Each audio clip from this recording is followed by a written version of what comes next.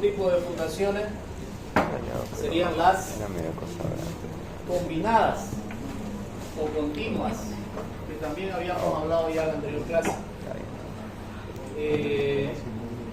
A veces los autores lo cambian, lo clasifican como combinada y la separan en la otra forma que sería la continua. Pero ambas tienen el mismo criterio de análisis. Le llaman combinadas a las que se combinan solamente dos y continuas a las que son más de dos. El procedimiento es el mismo. ¿Ya? Entonces estas dos básicamente son las mismas. Las medianerías, las de medianera.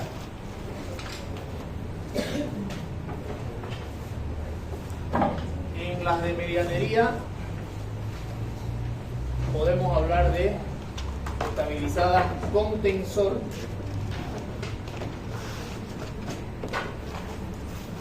podemos hablar de estabilizadas con viga de equilibrio,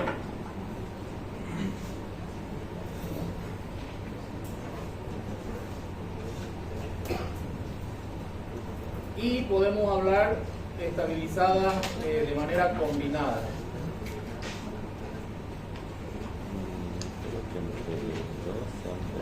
Esos tres tipos de fundaciones, esos tres tipos de soluciones, podemos aplicar en una zapata medianera. ¿Cuáles son las zapatas medianería? ¿Usted tiene alguna idea?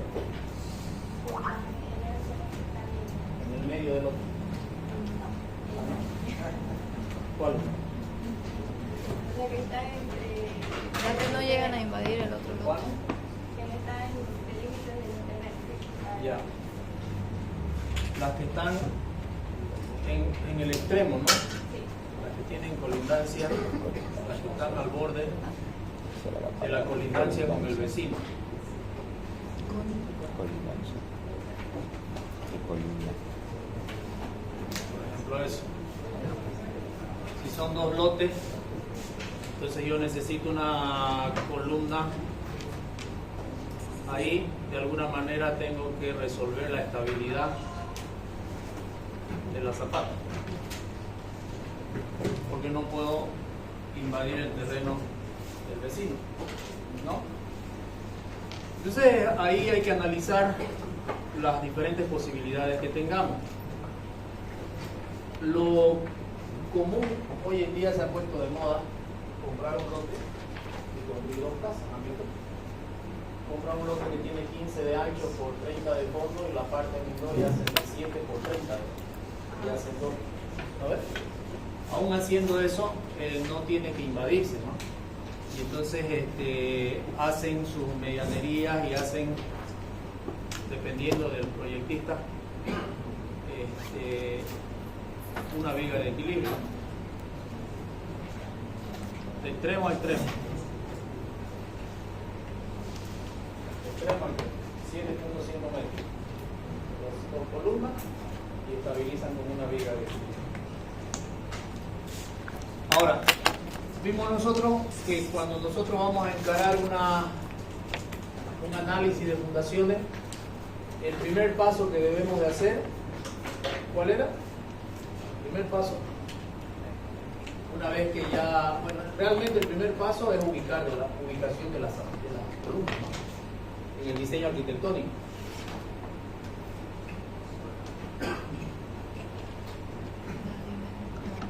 Ubicar las columnas. Porque el arquitecto nos va a pasar su diseño arquitectónico y nosotros tenemos que hacer primero ubicar las columnas en función al diseño arquitectónico. ¿Ya? Entonces ahí, por ejemplo, ¿qué recomendaciones se podrían dar? Dependiendo del tipo de estructura. Si es un edificio de varios pisos, hay que tratar de hacer la menor cantidad de columnas posible. Pero si es una casita de 2 pisos, hay que tratar de hacer la mayor cantidad de columnas posible, porque las columnitas se las puede desaparecer entre los muros, básicamente. Entonces, cuando es una edificación pequeña, no te necesitas demasiada robustez en las columnas. Y los arquitectos en esas construcciones pequeñas les gusta a ellos que no se vean las columnas. Por lo tanto, para que no se vean, tenemos que hacerlas a 3 metros, a 2.5, a 4, y así las columnitas nos van a salir de 15 por 20, de 15 por 30. ¿Me entiendes? Ese es un criterio. Pero ya cuando es un edificio de 3 pisos, ahí no, el arquitecto no te va a decir, ¿sabes qué? Esconderle a esa columna, digamos. O sea, eso ya es más complicado. Entonces ahí lo mejor es de una vez que se vea la columnanga, pero que no sean tantas. Una columnanga acá y la otra columnanga allá a 6 metros, a 8 metros, a 5 metros, dependiendo de la arquitectura. ¿Se dan cuenta? Entonces ahí no hay forma de evitar que la columna no se vea. Que se vea, pero no tan seguido. Entonces el primer paso, ubicamos la columna. El segundo paso, ¿qué teníamos que hacer en el segundo paso?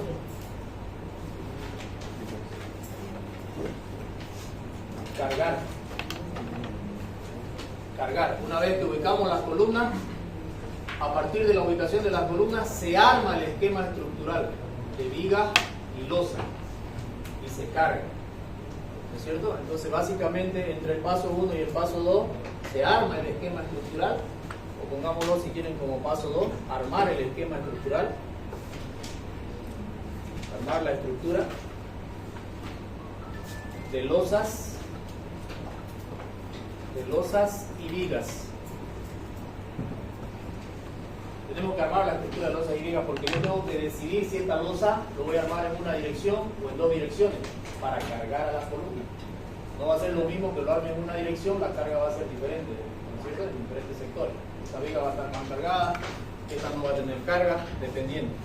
Armamos el esquema estructural de vigas y losa y en el paso 3 cargamos.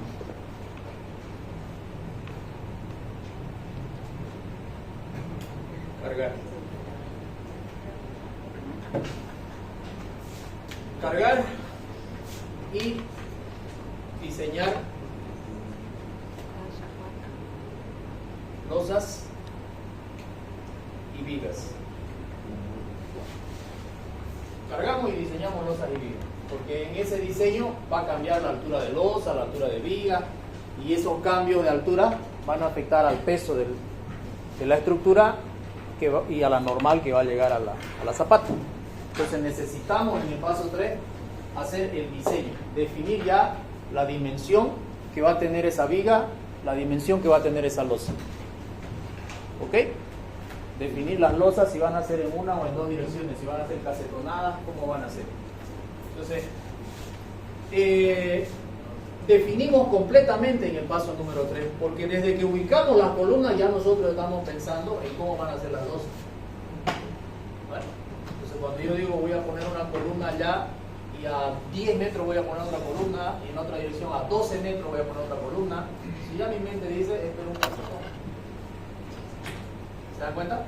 Entonces, desde el paso número 1 ya estamos ya direccionando al tipo de losa que voy a usar. Al colocar columnas separadas así a 12 metros, a 10 metros, el área que tengamos que cubrir directamente tiene que ser casetonada, enhebrada en 2 direcciones, alivianada en 2 direcciones. Esa tendría que ser la solución. Pero en el paso número 3 ya la diseñamos, porque vamos a encontrar el espesor de los nervios, el tamaño de los casetones, ahí se define todo eso, y con eso tenemos el peso de la luz. Una vez que tengo esto, el diseño y la carga, ahí en el paso número 4 ya distribuimos las cargas que nos llegan en cada columna. Ya tenemos las cargas, en el paso 3 ya tenemos las cargas, las normales de todo el edificio. Y lo que hacemos es hacer un prediseño de la superficie.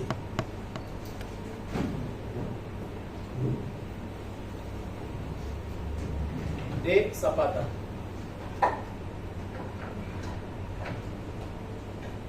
En este prediseño de zapata, básicamente lo que hacemos es aplicar esta fórmula de la fórmula de física 2, la presión, fuerza sobre área. De ahí nosotros vamos a encontrar el área teórica de cada una de las zapatas.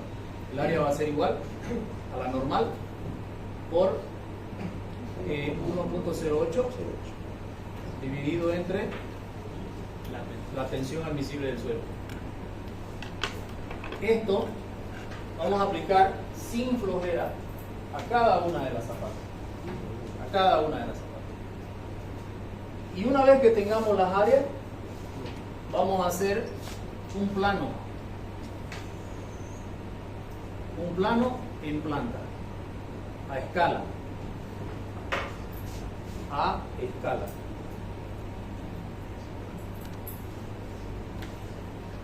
Y en nuestro plano en planta a escala vamos a ir colocando, vamos a ir observando cómo se comportan esas zapatas en las columnas que ya hemos definido. Y ahí vamos a reconsiderar la zapata. Es decir, si se me solapan en algún punto, voy a decir, ah, no, estas dos tengo que combinarlas. O de repente puedo combinar tres en una sola línea. ¿No es cierto? Esa situación hay que analizarla. Si yo tengo una columna, por algún motivo tuve que colocar otra columna por acá, por algún motivo arquitectónico. Es decir, no sé, de alguna manera tuve que colocar columnas ahí. Y entonces cuando yo hago este análisis, al hacer este análisis, no se olviden que nosotros decidimos cuánto va a ser el A y cuánto va a ser el lado B. Casi como que estamos acostumbrados a colocarle A mayúscula, pero se puede confundir con el símbolo del área. Dejémoslo nomás como A y B. Entonces este es el lado, por decir, el lado A, y este sería el lado B. ¿No es cierto?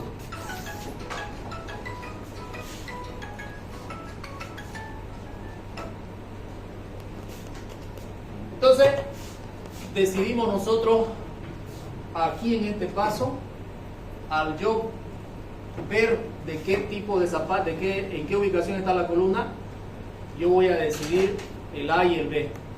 En una zapata de medianería se recomienda, por ejemplo, de que en este caso B sea 2 veces A. Pero solo se recomienda, no es a letra muerta. ¿Ya? Ahí usted decide, porque si tiene un obstáculo, aquí tiene un árbol hermoso, y el dueño le dice, no me toques ese árbol. Ese árbol me ha costado 15 años. Ve qué haces con tu zapata, pero ese árbol no me lo toca. Entonces ahí usted tiene que definir el lado B y de repente alargar el lado A. De pronto le va a tener que salir una zapata de ese tipo. Lo importante es que el área se respete. Eso es lo importante. Después vemos cómo la estabilizamos. Es más, en una situación de este tipo, fíjense que cuando yo tengo una zapata de este tipo, con una columna acá, la probabilidad de vuelco de esa columna es para este lado.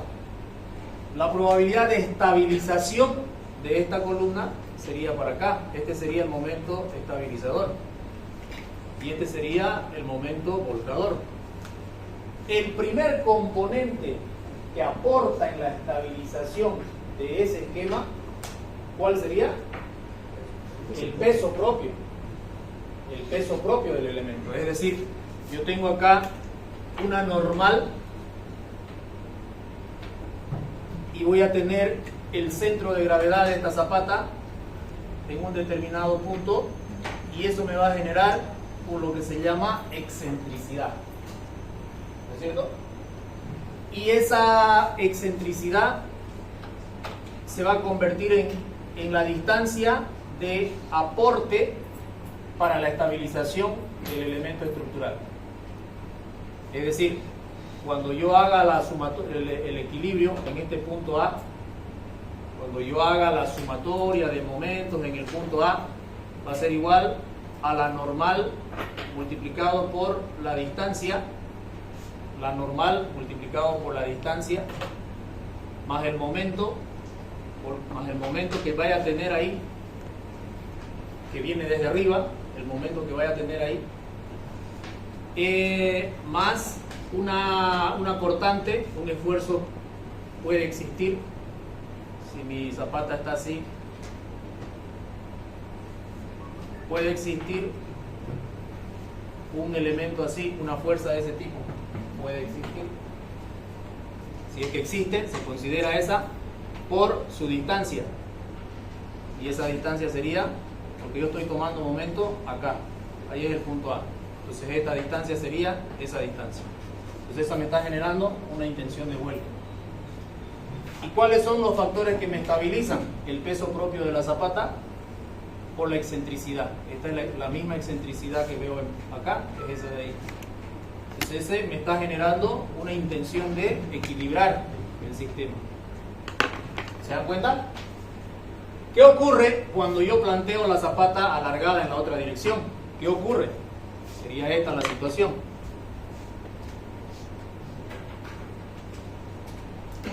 Alarga. ¿Se dan cuenta? ¿Qué va a ocurrir ahí? Yo tengo la normal acá y entonces yo tengo la excentricidad acá. ¿Qué pasó con la excentricidad? Se aumentó, es más grande. ¿Está a favor de la estabilidad o en contra? Está a favor de la estabilidad, ¿cierto? Porque el peso básicamente va a ser el mismo. Básicamente va a ser el mismo peso, pero la excentricidad ahora es mayor. Por lo tanto, el momento estabilizador en primera instancia va a ser el peso, este peso de la zapata por la excentricidad. Si la excentricidad es más grande, la estabilización va a ser mayor. El aporte a la estabilización va a ser mayor. Pero ahí no acaba, porque con seguridad, dependiendo de las cargas que tenemos arriba, el momento volcador va a ser mucho mayor que el momento estabilizador. Yo les hablo de eso solamente para recalcarles de que no siempre la zapata de medianería tiene que ser alargada en esta dirección y no siempre tiene que ser en una relación de 2 a 1. No siempre. Pero a veces uno hace ejercicio ya como que por costumbre, académicamente, B igual a 2 veces A y listo, ¿no es? Lo acaba. No es así. Ya en la vida real usted tiene que analizar. Si el dueño le dice tengo un árbol ahí, no me lo vas a tocar, ahí se acabaron la academia, digamos, ¿no? Se acabó el A, B igual a 2 veces A o A igual a 2 veces B. Ahí ya usted decide cómo lo hace. ¿Ya? Y una vez que comparamos el momento volcador con el momento estabilizador y sabemos que no nos da, ahí debemos de analizar ya qué hago. Estabilizo con tensor, una opción. ¿Cuándo utilizamos la estabilización con tensor? Cuando la diferencia entre el momento volcador y el momento estabilizador es pequeña, cuando no es muy grande.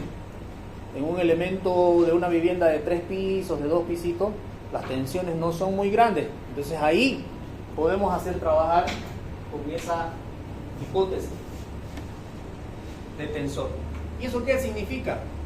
Significa que yo tengo una zapata de medianería y esta columna que va a subir hasta cierto nivel tiene viga.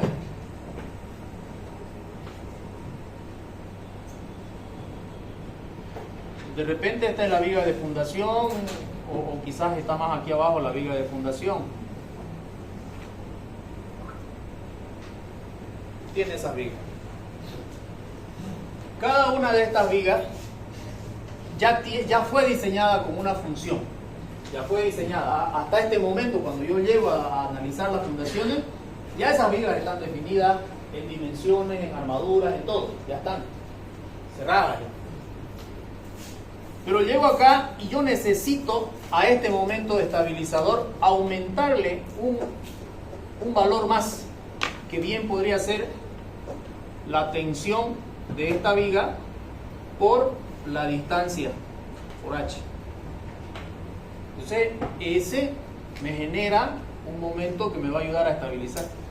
Y este momento sería la tensión T por la altura H. La altura está definida. El momento yo lo voy a calcular, porque cuando yo haga la ecuación, momento volcador tiene que ser menor o igual a 2 veces el momento estabilizador. Le pongo 2, en la norma dice 1.5. Nosotros acostumbramos a ponerle 2, mayor seguridad todavía. ¿Ya? Entonces, al revés está. Claro, menor o igual. Aquí estamos mal, ¿no? Estamos mal. El momento estabilizador tiene que ser mayor o igual a 2 veces el momento volcador. Es decir, si yo tengo un momento volcador de 1 tonelada metro, el estabilizador tiene que ser 2 toneladas. Ese es el doble. Y entonces cuando yo hago ese análisis, al hacer mi planteamiento de mi momento equilibrador, ya yo con el diseño que ya tengo los esfuerzos abajo, esto va a ser dato. El momento volcador, conozco, es dato, va a ser dato. El momento volcador va a ser dato. El que va a ser la incógnita va a ser el momento estabilizador, pero parte del momento estabilizador ya también es dato, porque es el peso por la excentricidad, es un aporte. El otro va a ser la tensión por la altura, igual al momento volcador. Esto es dato, esto es dato, esto es dato, esto es dato, la altura es dato, porque yo estoy decidiendo a qué nivel de fundación voy a poner la zapata, y de ahí puedo saber a qué nivel está mi encadenado. Puedo hacerlo trabajar al primer encadenado como tensor, es una posibilidad. O puedo hacer trabajar al segundo encadenado como tensor, es otra posibilidad también.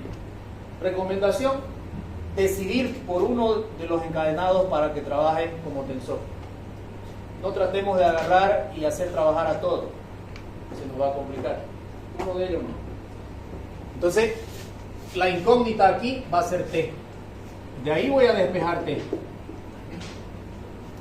Y ahí voy a saber cuánto va a ser la tensión que se va a generar en esa viga para que yo la haga funcionar como equilibrante, para que me aporte al momento equilibrante. Y como ya conseguí el valor de esta tensión y como ya tengo la viga armada, ya sé sus armaduras, voy a verificar si esas armaduras que ya tiene aguantan esta tensión. ¿Se dan cuenta? Porque ya tiene, esa viga está armada. Esa viga ya tiene fierros de 12, 4 fierros de 12. Y yo tengo aquí una tensión. Yo voy a verificar si agarro esos 4 fierros de 12 y le aplico esta tensión, ¿aguanta la viga o no aguanta? Eso voy a hacer. Si aguanta, se queda con esa armadura. Si no aguanta, se refuerza. ¿Se dan cuenta? ¿Se entendió? ¿Ok? Eso se hace cuando yo voy a trabajar con la solución con tensor. ¿Cómo le aplica la tensión a esa viga? ¿Cómo es eso? ¿Cómo le aplico la tensión a esa viga? O así nomás, solito de tensión. Yo tengo una viga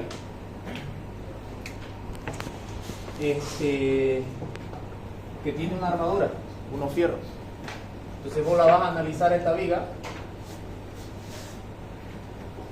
con un valor T y T, con una tracción. La tracción de esa viga, el fierro que tiene esa viga debe ser suficiente para absorber la tracción que tiene. Básicamente eso. Primero, si calculo y la viga no, el refuerzo que tiene esa viga no va a aguantar la tensión, en lugar de reforzarla puedo adoptar el segundo encadenado, así aumenta la H y mejora. Sí, pero más bien se recomienda hacer esto. En lugar de adoptar el primer encadenado, directamente adoptamos el segundo. Entonces agarramos y hacemos trabajar al segundo encadenado, porque normalmente el primer encadenado está cerca. Entonces nosotros agarramos directamente el segundo encadenado. Y es más, normalmente el segundo encadenado tiene mayor armadura que el primero. Porque en el primer encadenado, que está a nivel de suelo, o sea, no necesitas armadura básicamente. En cambio en el segundo sí necesitas, porque tiene losa, está aguantando muro. El primero no, porque está sobre la tierra. Si está bien compactada la tierra, básicamente es solamente el muro, no aguanta losa. Y ni siquiera el muro, porque tenés una reacción del suelo que se anula el peso del muro con la reacción del suelo.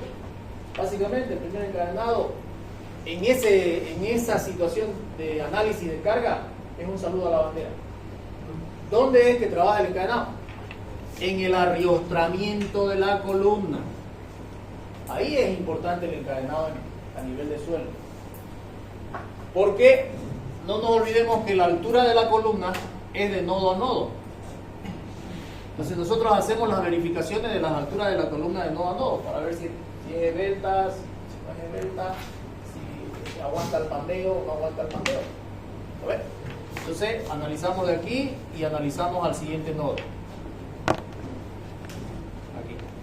Entonces si nosotros no le ponemos esta viga, nuestra altura del primer tramo de columna sería este,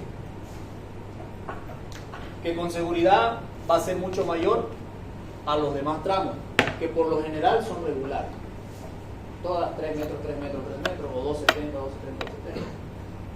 Por eso es que se pone esta, para que todas sean del mismo tamaño, y ya de aquí para abajo el tratamiento es una columna con las mismas características de acero, va a aguantar. Porque si con mayor longitud de columna yo diseño una sección transversal de acero y de hormigón y me aguanta, entonces este pedacito que es menor altura va a ser la misma condición de diseño. Entonces se agarra y se analiza la segunda viga. ¿Ya? Esa sería la respuesta. Porque la primera no tiene armadura, básicamente. No tendría mucha armadura.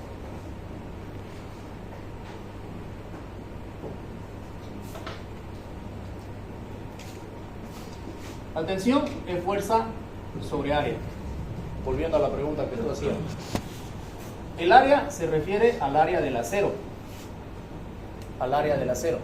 La tensión es la resistencia del acero. La resistencia del acero. Y la fuerza es la carga que nosotros le estamos poniendo. Esta carga.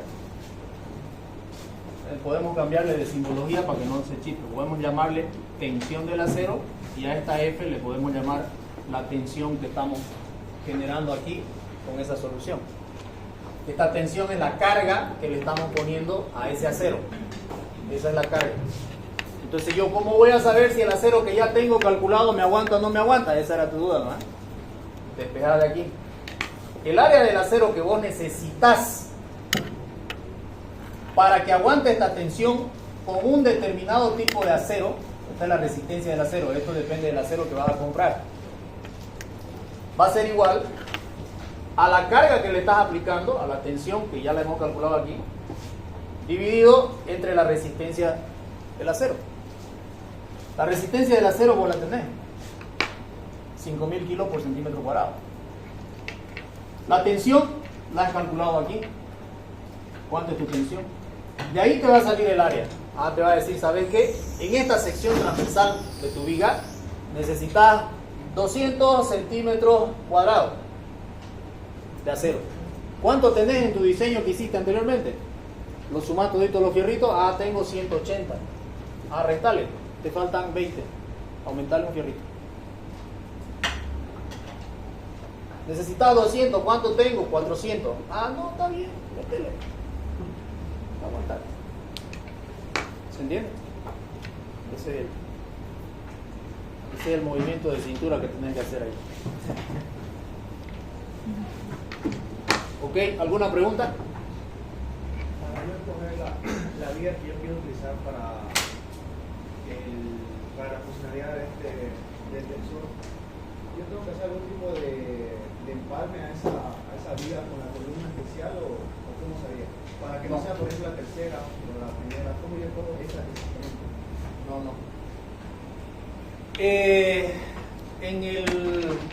No recuerdo en qué capítulo, pero bueno, en el Jiménez Montoya te lo explica muy bien todas esas consideraciones que hay que tomar en cuenta en el tema de longitudes de anclaje. ¿Ya? Entonces, mismo para un empalme en el tramo de una viga, ¿ya? Como también para el asunto que vos estás analizando. el anclaje que debe tener el fierro de la viga dentro de la columna. Esta longitud de anclaje, L, esa longitud de anclaje, está recomendada en el Jiménez Montoya, al igual que en la ACI. Te da ciertos criterios y muchas veces relaciona, hay una formulita en otras palabras, para encontrar cuánto debe ser esta longitud de anclaje, que depende muchas veces de la altura de la viga y de este lado de la columna, el ancho de la columna. Entonces, hay que cumplir con esa recomendación. Esté o no esté trabajando como tensor, porque esa era tu duda. Si lo hago trabajar como tensor, ¿tengo que hacer otras consideraciones adicionales para anclarla bien? No. Lo que pasa es que en los nodos, siempre tu anclaje tiene que ser perfecto. Porque si tu anclaje no es perfecto en los nodos, eso va a ser fatal. Si no tenés un buen anclaje en los nodos, cuando la columna empiece a pandear, porque la columna hace un movimiento lateral, hace un movimiento lateral. Si no hay un buen anclaje en el nodo, en ese movimiento lateral de intento de pandeo de la columna, se va a reventar, se va a caer, va a colapsar. Entonces va a haber un colapso por pandeo de la columna.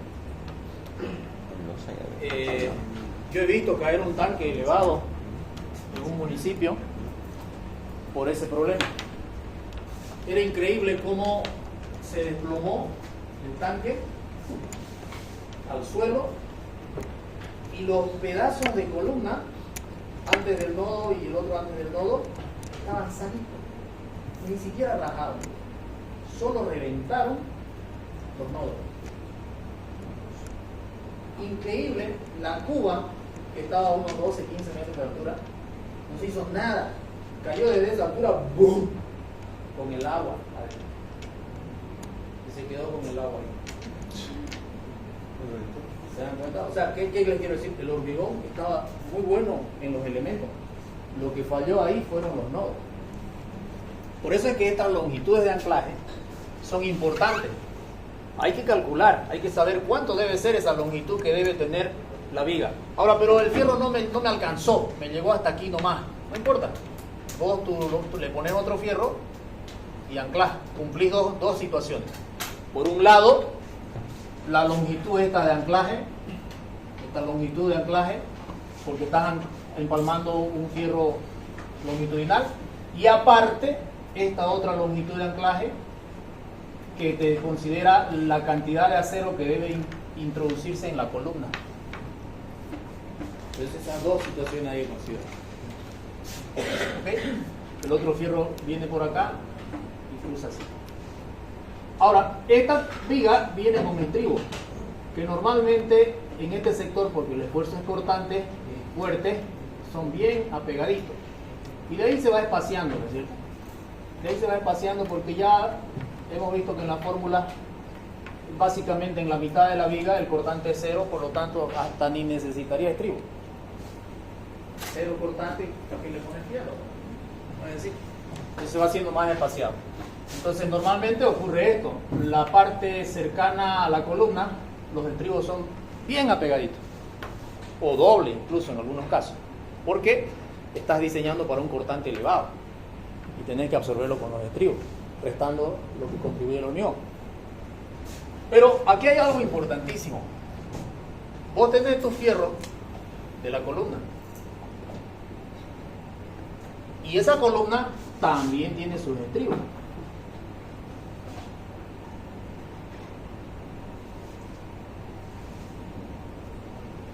Cuando estás construyendo, el albañil arma su columna, pone sus estribos y llega para colocar la viga. Vacía incluso ya ahí al ras de la viga. Están los fierros ahí de la columna y coloca la viga, los fierros de la viga. Introduce los fierros de la viga. Cuando hace eso, el albañil no se da cuenta que la viga la está introduciendo dentro de la columna con los fierros de la viga. Y le manda los estribos de la viga así.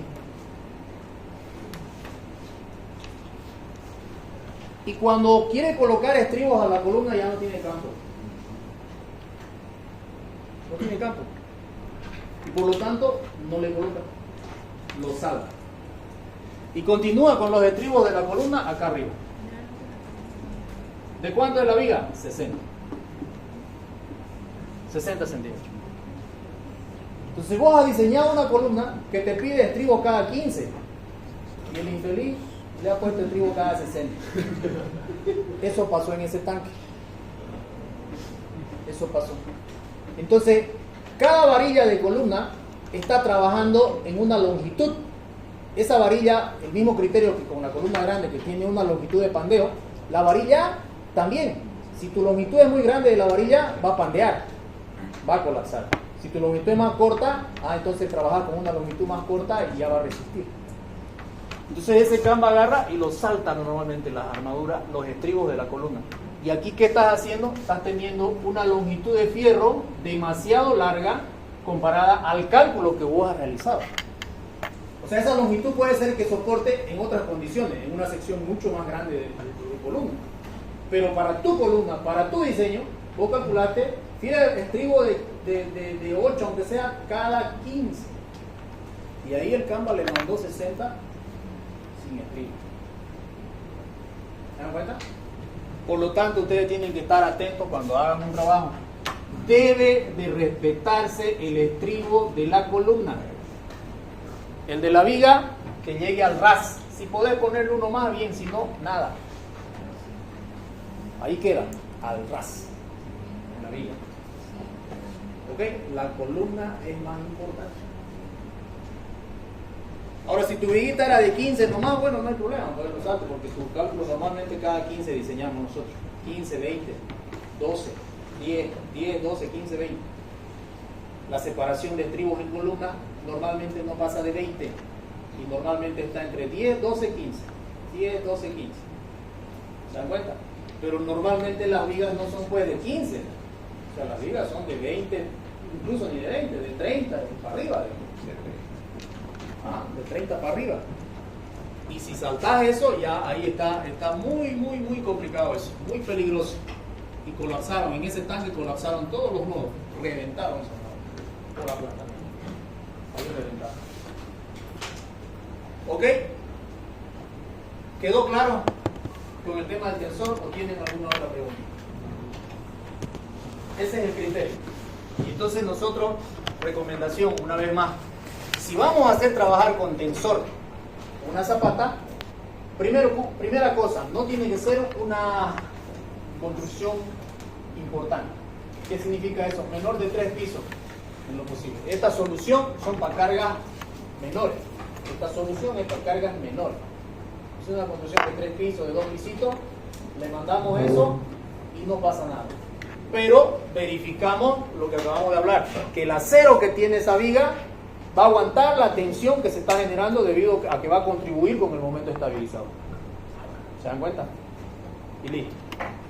Y aparte de que hagamos este análisis en la segunda viga, la primera también nos está aportando algo, pero esa no la consideramos, está a nuestro favor. Nosotros suponemos que esta no aporta nada y nos vamos a la segunda. Esta va a ser nuestro margen de seguridad, si quieren llamarlo. Y nos vamos a la segunda. Y listo. ¿Se dan cuenta? ¿Ok? Bien.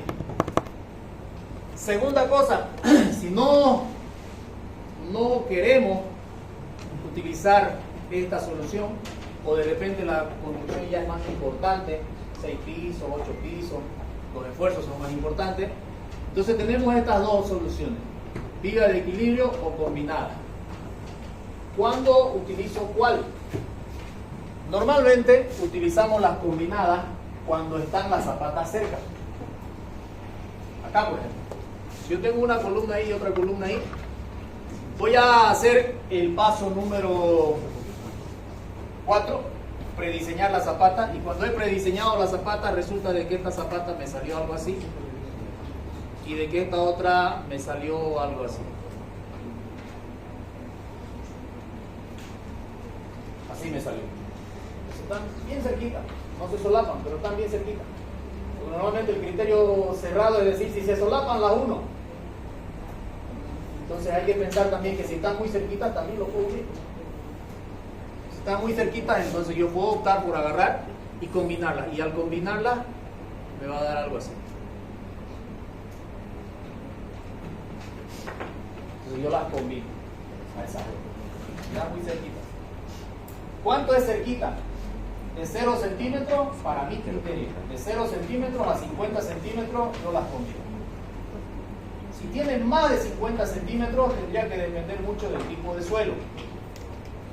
Si el suelo es demasiado arenoso, que no lo puedo estabilizar esos 50 centímetros de separación, que se desmoronan, que no me deja trabajar, entonces también las combino.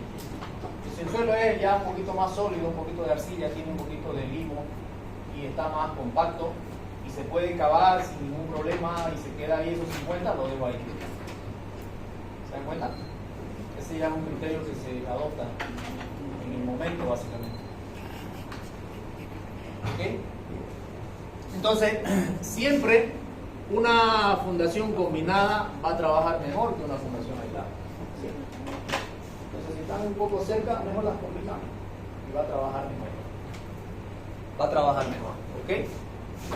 Esa sería la combinada.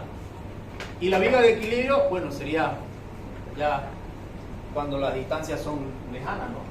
No le voy a combinar yo esta zapata con esta, digamos, si está a 7, 8 metros de distancia. A no ser que las cargas sean tan grandes que la zapata esta me llegue ahí y que la otra zapata me llegue ahí. Eso sería un caso raro, pero ahí sí, ya las combino nomás. ¿Ya? ¿Qué puede darse? Puede darse esa situación, pero un edificio que tenga mucha normal, un edificio de 20, 30 pisos, no sé, que se tiene alta normal, pero es de ancho apenas 6 o 7 metros. Pues ahí tu zapata va a crecer y se van a acercar. De momento vas a tener que combinar. Y si es demasiado alto, de momento vas a tener que hacer una platea de fundación. Y si la platea te resiste, ahí ya tenés que meter pilotes. Ahí ya tenés que meter pilotes. ¿No es cierto? Entonces, acá tenemos otro tipo de fundaciones que ya estábamos hablando, las plateas. Y finalmente los pilotes. Más o menos el orden es ese en el que uno debe analizar un edificio. Empezar a descartar las aisladas, no me van a servir por X y Z motivo, combinada, no sé qué, continua, platea, finalmente piloto. La solución más cara son los pilotos. En ese orden, la más barata son las aisladas. Esa es la más barata. Y así se va encareciendo. Por eso es que más o menos debemos ir descartando, si no me funcionan, las más baratas, hasta llegar pues a la que funciona. ¿Ok? ¿Alguna pregunta? ¿Qué distancia debe haber entre zapatas para que utilicemos viga de equilibrio? Perdón, no escuché. ¿Qué distancia debe haber entre zapatas y zapatas para utilizar viga de equilibrio? En realidad, como les decía, ahí va a entrar el criterio del ingeniero, técnico y sobre todo económico. Entonces, vos tenés una zapata que llegan a separarse 50 centímetros. Mi criterio es unirla. ¿Por qué? Porque es complicado hacer esa separación de excavación. Por eso es mi criterio, porque es moroso. Es decir, no es lo mismo que vos traigas una retroexcavadora o un Canva, como querrás hacerlo, a hacer un hueco acá y otro justo a 50 centímetros, siendo que esto es, por decir, 3 metros y esto también es 3 metros. Entonces vos metés la retro y la retro tiene que estar atenta a que no se tiene que pasar, y eso lo demora al operador. No es lo mismo que le diga, oye, ¿sabes qué? Hacerlo el hueco de una vez, continuo.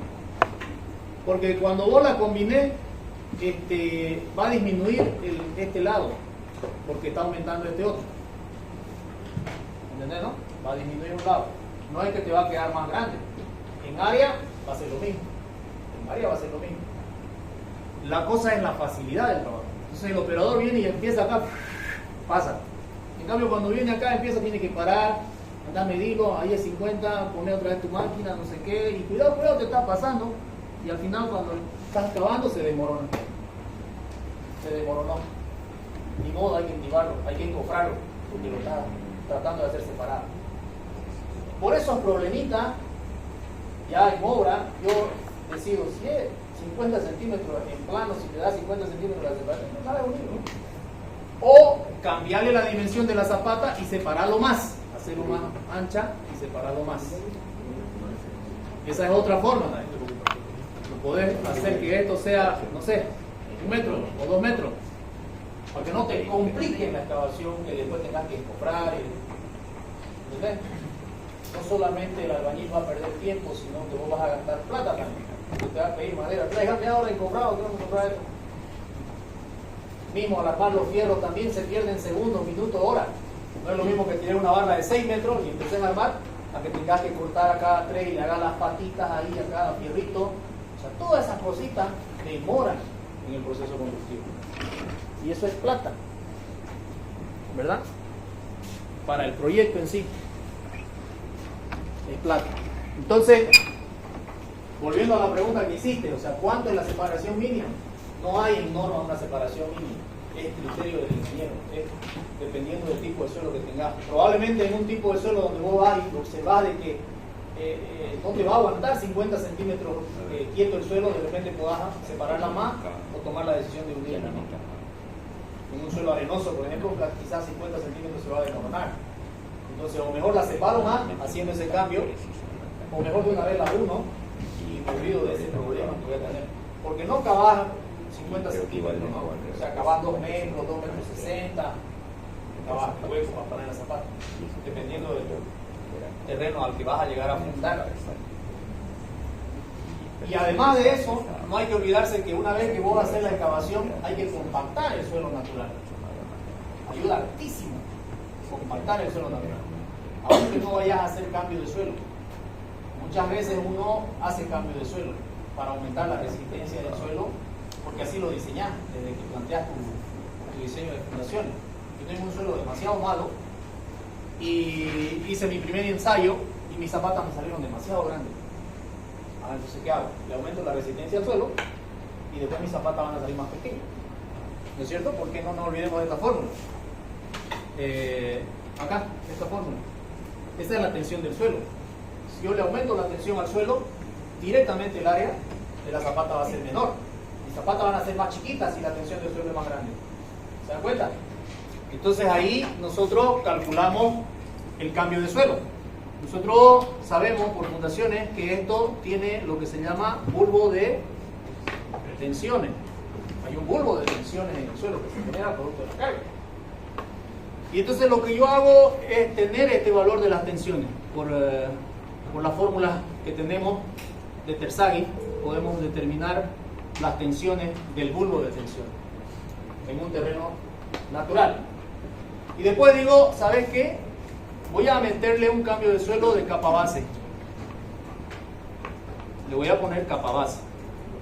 Y ahí vos estudias el Fratelli, y el Fratelli te dice, ¿cómo vas a hacer tu cambio? Incluso te dice que la separación de acá a acá tiene que ser H medio, como mínimo. ¿Qué es H? La altura del cambio de suelo. O sea que no vas a cortar cabalito para la zapata, porque el bulbo es panzoncito para los lados. Entonces, si vos cortás cabalito, el suelo de aladito va a fallar, no va a poder. Entonces, el bulbo es panzoncito, entonces tenés que cortar más ancho. ¿Cuánto más ancho? H medio. El H que vas a cambiar de suelo, dividido entre 2, le aumentás a cada lado de tu corte. Y así cambias el suelo. Y entonces aumentar la resistencia del suelo abismalmente, y tu área ya después, tu zapata que era de 3x3 te va a salir de 2x2. ¿Entiendes? Eso se hace. Y no es complicado hacerlo. Ahorra plata. Y ahora a lo que yo te decía, que cuando estés con esta separación, dejando esta separación, vas a compactar abajo. Y muchas veces cuando esta separación es pequeña, finalmente se desmorona. Por eso es que, o sea, lo mínimo tendría que ser 50, digamos. Mejor si le dejas más anchito de espacio para que no se te desmorone, dependiendo del suelo. Si vamos a hacer una construcción en Valle Grande, hasta 20 queda sujeto en algunos lugares así, y no le pasa nada, digamos.